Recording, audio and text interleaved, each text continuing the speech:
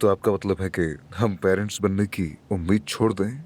बिल्कुल नहीं। मेरा बस ये कहना है कि आप कुछ अर्सा इंतजार करें, हालात को वक्त दें और जायजा लेते रहें। लेकिन इसके साथ साथ मौजिज़ात पर यकीन रखना भी जरूरी है। अब आखिरी फैसला आप लोगों का होगा।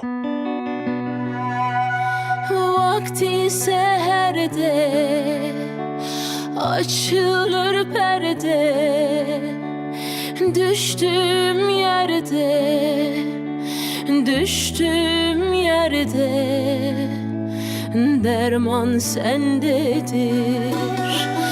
Düştüğüm yerde, düştüğüm yerde derman sendedir.